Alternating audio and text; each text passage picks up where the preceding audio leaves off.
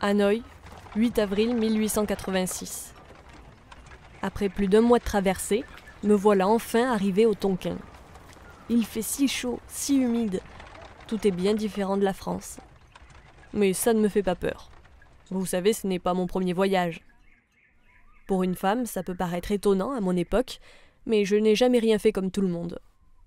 La preuve, je suis devenue la première ophtalmologue diplômée à une époque où la médecine était considérée comme un métier d'homme. Tout au long de ma carrière, j'ai dû faire face à ces préjugés et je n'ai jamais vraiment trouvé ma place. Ici, en Asie, dans ce protectorat français, peut-être qu'on me prendra enfin au sérieux. Je suis Franceline Ribard et voici mon histoire.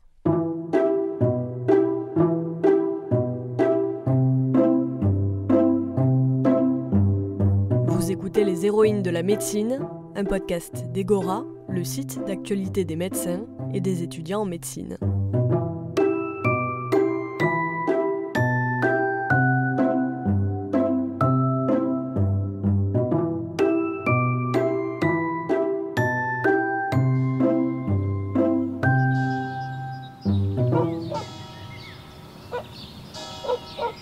Je suis née le 29 novembre 1851 à Chagny, en Saône-et-Loire, dans une famille plutôt modeste. J'ai rapidement quitté ma maison d'enfance pour m'installer à Rezé, en Loire-Atlantique. Là-bas, j'ai épousé Stéphane, en 1871. Il était officier de santé à Nantes, c'est-à-dire qu'il exerçait la médecine sans avoir le titre de docteur. Ensemble, nous avons eu 2 enfants. Mais pas question pour moi de rester à la maison. En 1872, j'ai décidé de m'inscrire au baccalauréat. J'ai passé les épreuves de lettres, puis de sciences. C'était une première pour une femme à Nantes. Et je n'avais pas l'intention de m'arrêter là. Le 15 novembre, je me suis inscrite à l'école préparatoire de médecine de Nantes, 3 mois seulement avant la naissance de ma fille. Étonnamment, je n'ai pas eu de mal à faire accepter ma candidature, contrairement à Madeleine Bress, quelques années plus tôt à Paris. L'inspecteur d'académie a même loué mon intelligence remarquable auprès du recteur. J'ai brillamment réussi mes premiers examens. J'ai ensuite passé le concours de l'externat, avec succès, puis celui de l'internat, où je me suis même classée 2e. En 1876, je me suis inscrite à la faculté de médecine de Paris pour mes examens de thèse.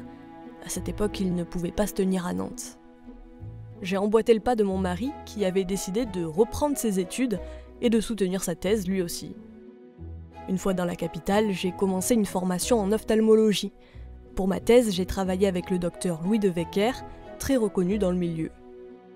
J'ai aussi frappé à la porte de grands pontes de la médecine, comme le professeur Louis-Antoine Ranvier, titulaire d'une chaire d'anatomie au Collège de France, et le professeur Paul Bert. Ce dernier enseignait la physiologie à la faculté des sciences de Paris, et il était également député. Il m'a beaucoup soutenu. Et je l'ai d'ailleurs remercié dans ma thèse consacrée au drainage de l'œil dans différentes affections de l'œil et particulièrement dans le décollement de la rétine. Ma soutenance a été largement commentée dans la presse. Il faut dire que je n'étais que la 2e femme à passer devant un jury de médecine. Et la première à se spécialiser en ophtalmologie. C'est tout de même courageux, de la part d'une jeune femme, d'abord de piocher, ensuite d'affronter un examen, et d'en sortir si honorablement. Écrivait par exemple le journal L'Indépendance le 15 août 1876. Mais tous les commentaires n'étaient pas aussi bienveillants. Pour beaucoup à l'époque, la nature féminine était incompatible avec l'exercice de la médecine. La femme ne peut prétendre à parcourir sérieusement la carrière médicale, de l'apprentissage à l'exercice qu'à la condition de cesser d'être femme.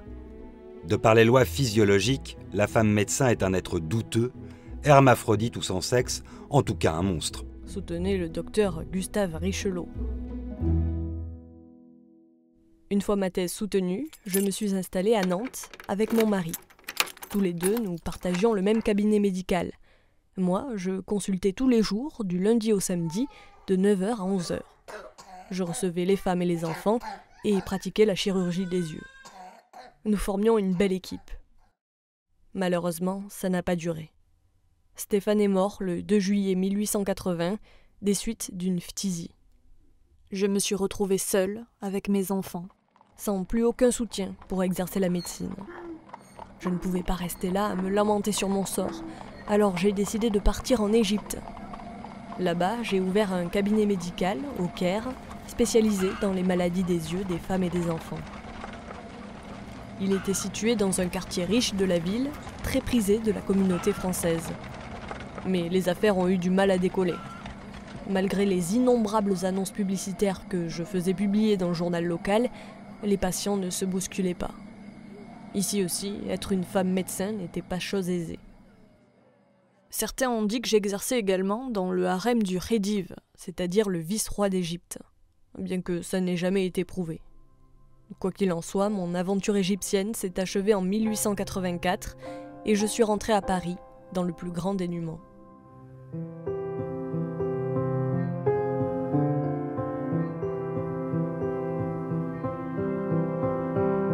De retour dans la capitale, je me suis installée dans une pension familiale dans le 17e arrondissement. C'était à 2 pas de l'Arc de Triomphe, des Champs-Élysées et ses demeures luxueuses, et pourtant je vivais dans une grande misère. Malgré tout, je n'étais pas prête à accepter n'importe quel travail. Moi, ce que je voulais, c'était exercer la médecine.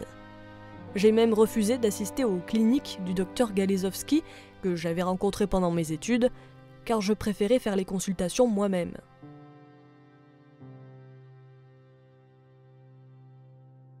Me voyant en difficulté, le médecin et homme politique Paul Bert, qui m'avait pris sous son aile, a tout fait pour me trouver un emploi. Ancien ministre de l'Instruction publique, il a usé de sa notoriété et a fait jouer son carnet d'adresses. Et ses efforts ont payé. Le 16 septembre 1885, je me suis vue proposer un poste d'inspectrice temporaire des écoles maternelles au point de vue des maladies des yeux qui peuvent atteindre les enfants. Ma mission était donc de faire un rapport sur l'état de l'hygiène de la vue dans les écoles et de proposer des mesures pour empêcher la propagation des maladies ophtalmiques dans ces établissements. Mais ça ne s'est pas vraiment bien passé. Ces messieurs de la préfecture n'ont pas apprécié mon rapport, dans lequel je pointais quelques dysfonctionnements, notamment au niveau de l'éclairage. Bon, j'ai peut-être manqué un peu de tact, mais il était hors de question que je mente pour leur plaire. Ils m'ont finalement demandé de réécrire le texte et ils ne m'ont même pas payé. Et ça n'a pas arrangé ma situation financière.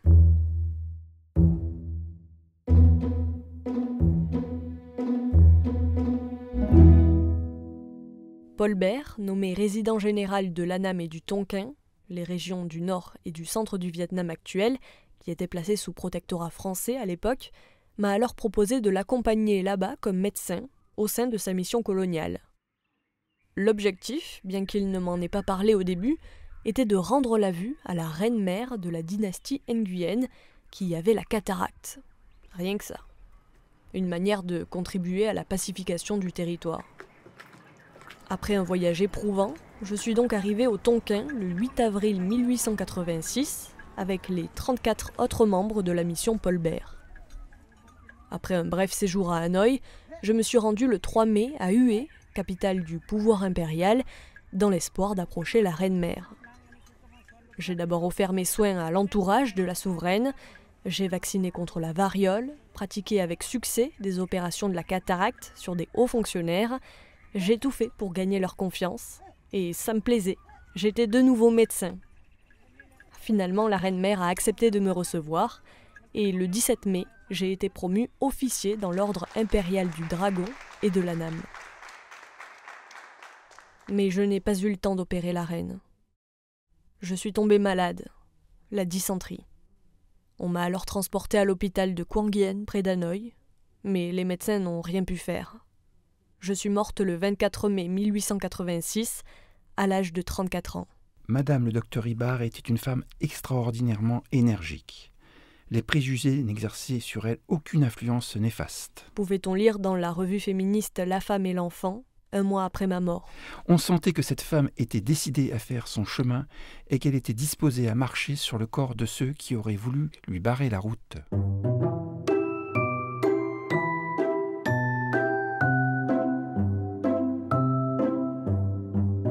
C'était Les Héroïnes de la médecine, un podcast produit par Egora, une marque de Global Media Santé, à retrouver sur egora.fr et toutes vos plateformes d'écoute.